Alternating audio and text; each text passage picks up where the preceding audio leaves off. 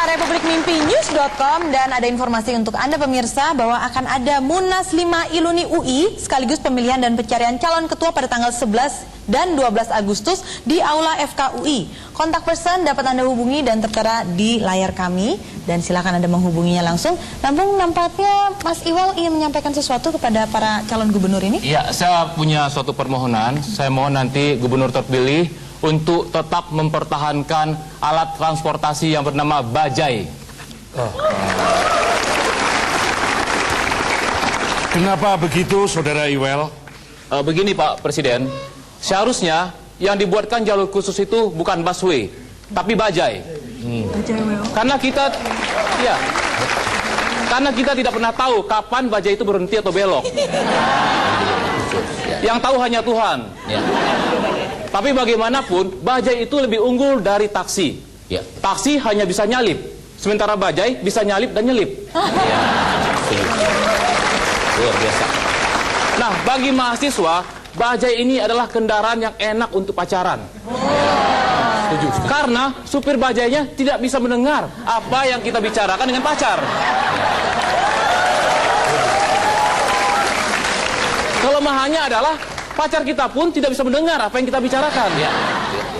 Nah, kalau naik bajai, sebaiknya handphone dimatikan saja karena percuma.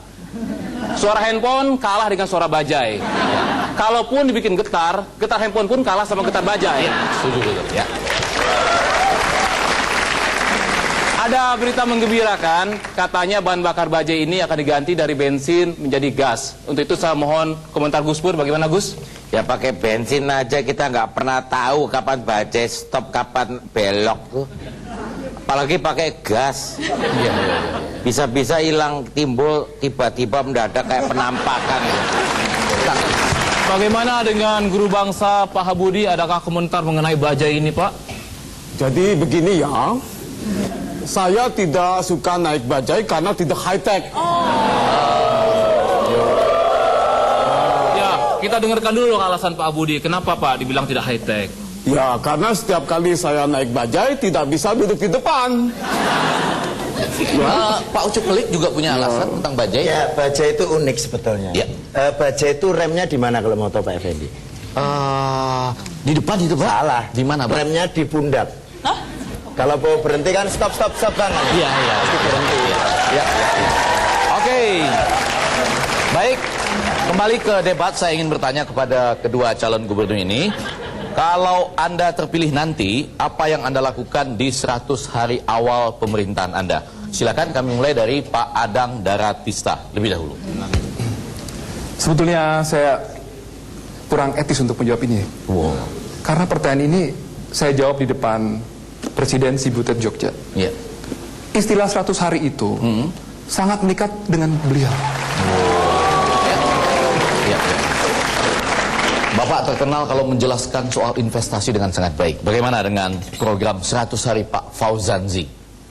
Ini pertanyaan yang paling tepat ditanya kepada ahli dan berpengalaman. Ya. Apa yang dilakukan dalam 100 hari pertama? Yang jelas. Sebentar Pak, tak pindahin dulu. Iya. Sehat lah. Yang jelas. 100 hari pertama. Ya.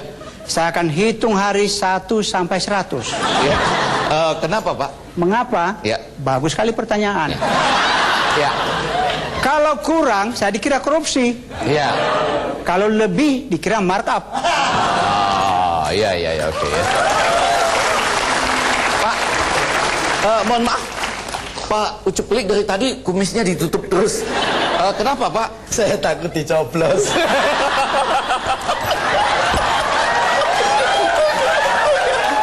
Oke. Ini, ya Pak. Oke, baik. Ini pertanyaan yang sangat penting sebagai closing statement ya.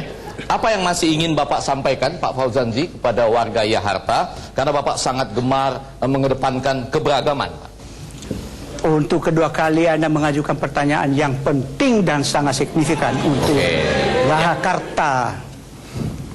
Kok Bapak mikirnya jangan kelamaan nggak? Waktunya terbatas. Apa closing statement Bapak untuk Pesan-pesan, ya harta yang penuh keberagaman? Coblos kumisnya. Iya. Mungkin Pak Adang Daratista mungkin bisa menyampaikan closing statement ya. Cukur kumisnya, cukur kumisnya. Ya, baik. Baiklah.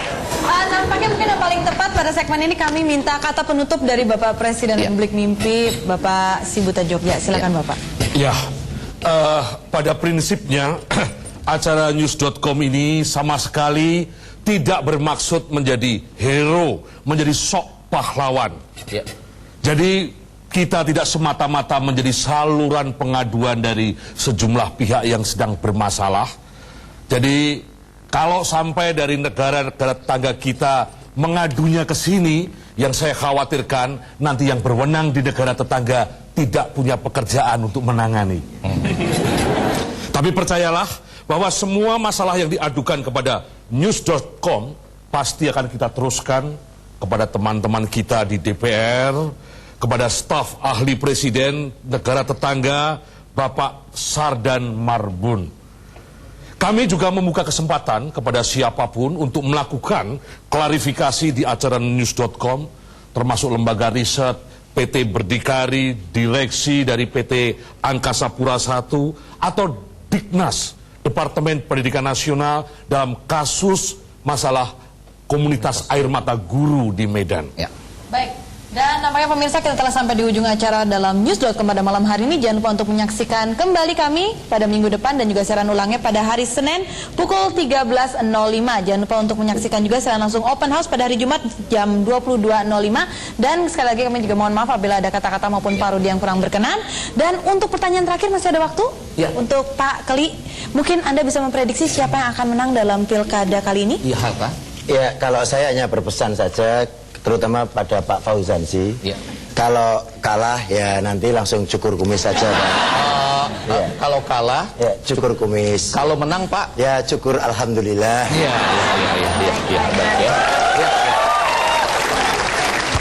Kalau Gus Pur, ada prediksi, Gus? Kalau saya dari dulu tetap saya pikir yang menang nomor 1 Faisal Basri, nomor 2 Pak Sarwono Kusuma Atmaja. Mereka berdua tidak maju, Gus. Loh, itu kan pendapat saya, tidak boleh dipaksa deh, Pak.